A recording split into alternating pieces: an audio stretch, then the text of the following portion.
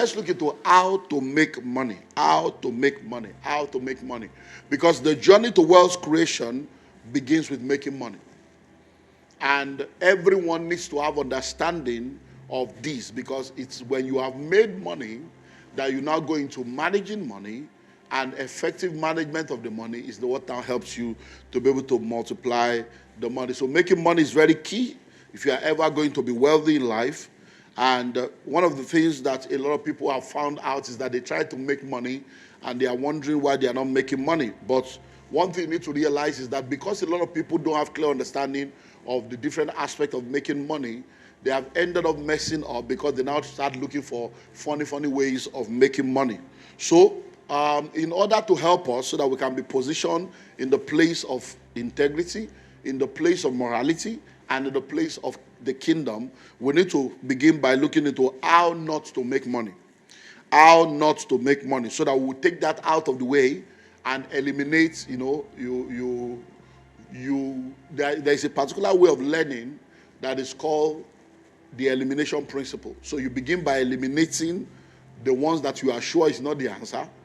Then you are now left with the ones that are possibly the answer, and that makes you to be able to easily get to the answer.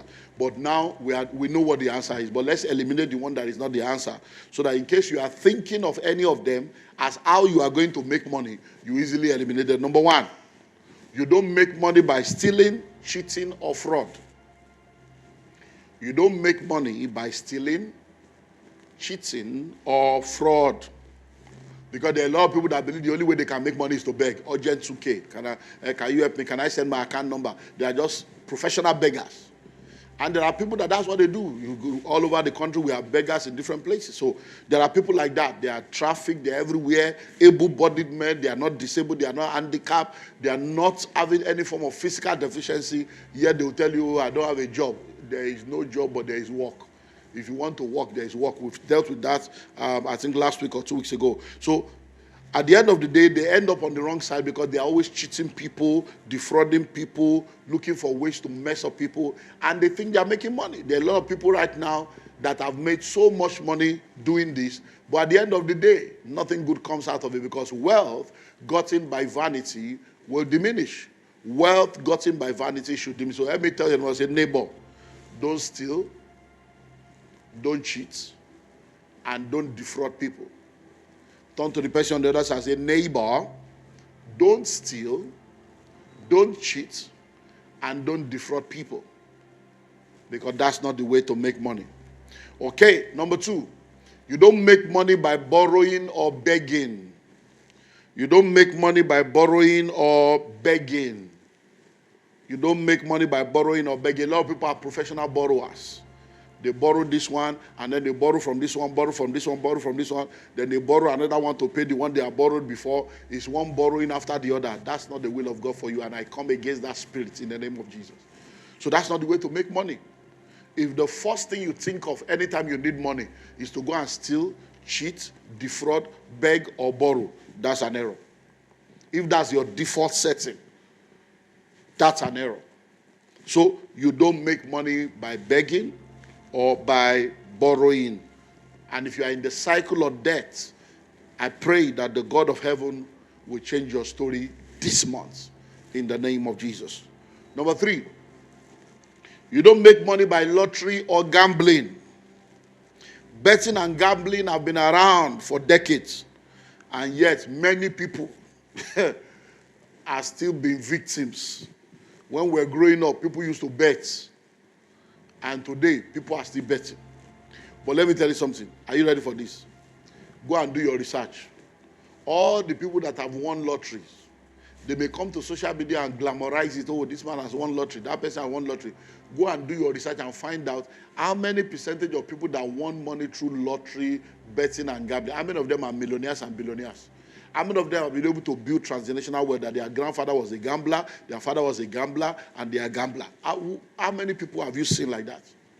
So most of the time, it is poor people, desperate people that are always the pawns in the hand of these gamers. Because they know that by the time all of you put your money together, so if 1 million people put 100 naira together, a lot of money comes in.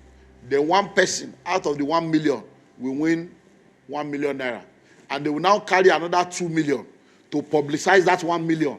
So that all of you, the 1 million of you, will see the advert that somebody has won 1 million to tell you, if it be you, you may be the next one, and then you stay trapped in that. And this has become a menace right now. So I think you guys in GEMS, Fusion and Youth Meeting, Next Church, we need to look into all this is among our youth now, because it's not only drug that is the problem. Gambling and betting is a major drug now. People are using their school fees to go to betting sites. They are using their pocket money to go and do betting. Husbands are carrying money. All kinds of terrible things happening. So majority of people are trying to make money through this route, and it's not the way. It's not the way. The people that are the one that owns the company are the ones that are the billionaires. Because all of you will gather your money and they will use your money to build wealth and then keep you poor and impoverished. So, number 4, you don't make money by marriage. You heard me right. I don't know, the value system is bad now. About 2 or 3 weeks ago, there was this clip, all these people that go around interviewing people. And they were asking a lady that which one will she choose between a guy that is a hardworking guy that is working in a company that has a stable job and a Yahoo boy. He said, I go choose Yahoo. I go choose Yahoo. Me, I don't want to suffer. So I'm asking myself, have we gone down to our animal level? Have we become base like animal? That a full-grown adult lady that should have dignity for herself and dignity of labor will come to social media, answer a question that will go viral, and say, no, me, I go choose Yahoo. I don't come suffer. Me, I don't want to see my body now. I don't want to suffer. I want soft life. Yeah? You will choose Yahoo over a hardworking man. And these are the people that are looking for husband. There's some of you here now, you will leave our correct sisters here in church, and then you now go and carry that one and say you are looking for slay queen that will slay you like Goliath.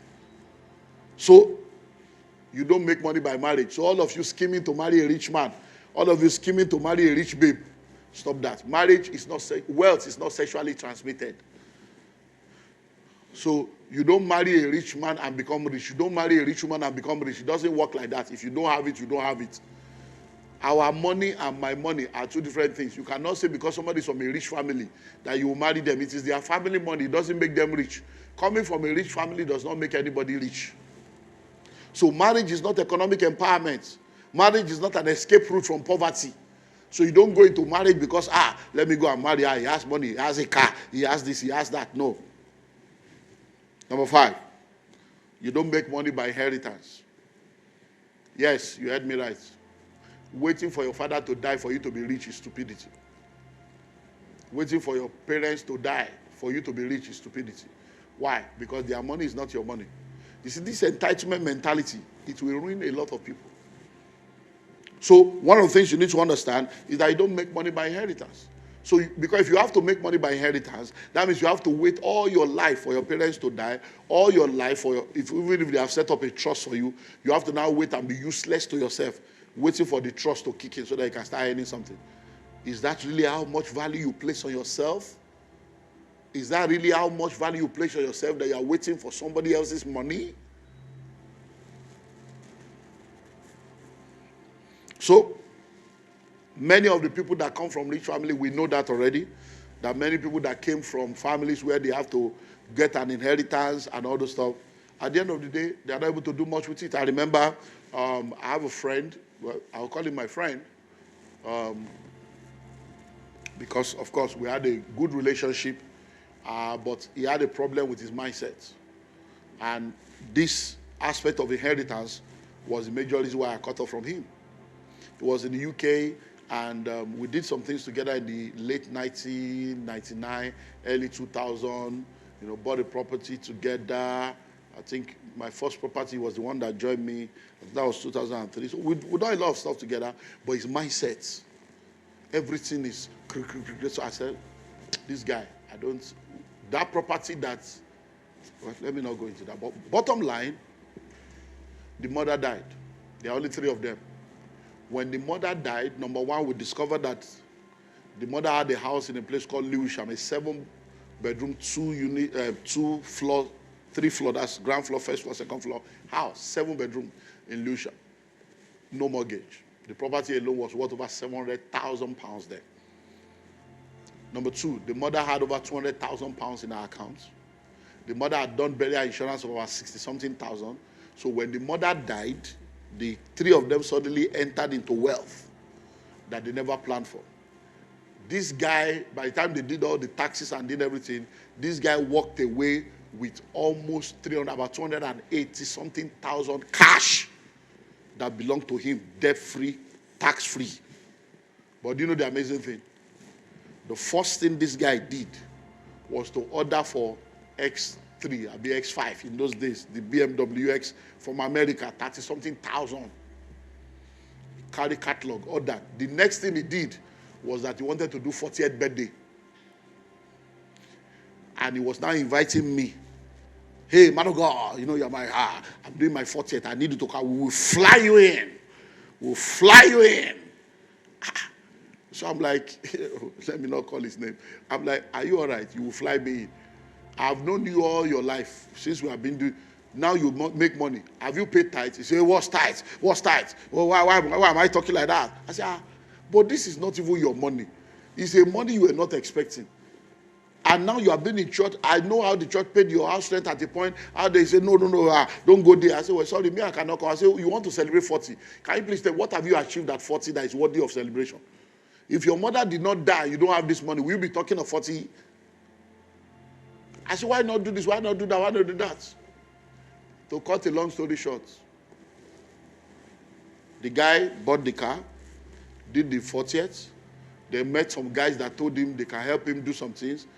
In fact, I was just going on the island and I saw a billboard and I saw the name of a company. I said, this name is the name of this my guy's company in London now. People are using this kind of name. So I just said, let me just even say, it's been a while, let me even check on him. And now pick my phone to call him. And he picked, man of God, you are a prophet, you are a prophet. I'm in Nigeria, I've been in Nigeria for the past 3 weeks. I said, what are you doing? And he said, you know, some guys who are doing some real estate stuff together. I said, you are coming to Nigeria to do real estate. And me, I'm the real estate person. And you didn't even tell me you are in Nigeria. He said, because the way I was talking to him that time, he said, me, I know that he's not a small boy now. He knows how to manage the money. To cut a long story short, those guys cleared him of almost, to cut a long story short, the guy is poor now, poor and wretched. I'm telling you, somebody that had 280-something thousand pounds cash, debt-free, tax-free. Why? Inheritance.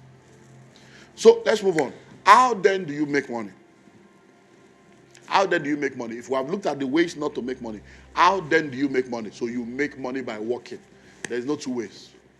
You make money by what? By working. Either you work for yourself or you work for others. Either you work for yourself or you work for... Now tell that person sitting next to you. Say, my brother or my sister, the only way to make money is by working. Now turn to the person on the other side and say, either you work for yourself or you work for other people. Either you do what? Either you work for yourself or you work for other people. So sit down and ask yourself, what do I do for a living? You cannot be a full-grown human being and tell me I don't have work, I don't have job. Shut up, shut up, shut up. There is work everywhere. It's salary you are looking for, not work. If you are looking for work, you will be working. You are not looking for work, you are looking for a job. The question is, there is work everywhere, but there is no job everywhere. Who should create the job for you? Hello?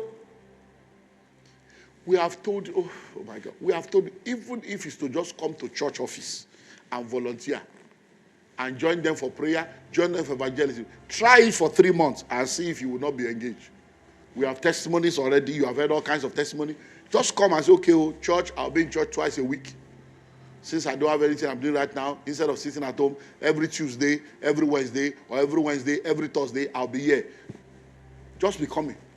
Join them for evangelism, join them for prayer, and try it for 3 months and see if you will still not have something doing. There is work everywhere. So you work either for yourself or you work for others. So let's move on. So let's now go into how to manage money. So how to make, manage, and multiply money. How to make, manage, and multiply money. So now let's go into how to manage money. So making money is one thing, but your ability to manage money effectively will determine if you can then multiply the money. So making money is one thing, but your ability to effectively manage the money determines if you will multiply the money. So money management is a skill that everyone needs to develop. So how do you manage money? You make money by working. You manage money by budgeting. You make money by working. You manage money by budgeting. You make money by working. You manage money by budgeting. So once you have been able to make money, the next thing is you now go into what we call budgeting. Budgeting is the way to manage your money so that your money will be able to get into where it needs to get to and it's important. So I'm going to take this step by step because this is an entire module on its own, and whatever we stop, we'll continue next week. So budgeting is a financial planning and management strategy that helps you to use the money you make wisely. Budgeting is a financial planning and management strategy that helps you use the money you make wisely. So when you are making money, budgeting is what will help you to manage the money wisely. In budgeting, you estimate your income and expenditure and project the way it will be used to help you to achieve your financial goals. So in budgeting, you sit down. What are all the income sources? What are all the expenditure items? You now look into how can I use this income to take care of this expenditure? How can I use this income to take care of this expenditure so that all my financial goals will be achieved? Because like I've always said, once your expenditure is greater than your income, your upkeep will become your downfall. Once your expenditure is greater than your income, your upkeep will become your downfall. Budgeting will help you control your money instead of your money controlling you. Budgeting will help you control your money instead of your money controlling you. So as a man or a woman that wants to manage money effectively, you'll be able to say, okay, 10% for tithe, 10% savings, 20% for investment, 5% for this. So instead of you controlling the money, instead of the money controlling you, you are the one controlling the money. Next, budgeting helps you know whether you are living within your means or above your means. So once you have a budget, you will now know whether you are living within your means or living above your means. So if, for instance, your income is $1,000, if your income is $1,000 and your expenditure is $1,200, you already know you are living beyond your means. But if your income is $1,000, your expenditure is $650, you know that you have $350 left. So that's one of the things that budgeting will do. It will help you to be able to do what? To be able to effectively ensure that you live within your means.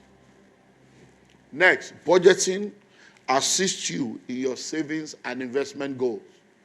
Budgeting assists you in your savings and investment goal. Because when it comes to budgeting, what you are doing is you are able to now say, okay, every month, 10% for this. For instance, now, the Nigerian stock market has picked up since last year, and people are already cashing out again in the stock market.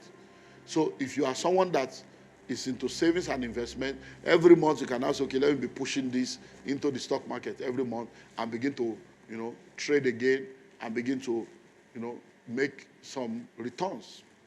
So budgeting will assist you in what? In your savings and investment goal. Next, budgeting is a guide that helps you know whether you are heading towards your financial goal or away from your financial goal. Budgeting is a guide that helps you to know whether you are heading towards your financial goal or away from your financial goal. I had a session, a coaching session with someone about 2 weeks ago, and she was sharing about how they had a financial goal, and even though they had a financial goal, they did not have the resources for it.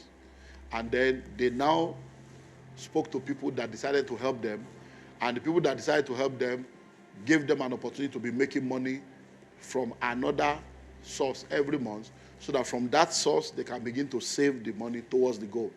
The very minute that source opened up and the money began to come, the husband started diverting the fund to do other things. Why? He was moving away from their financial goal because there was no budget.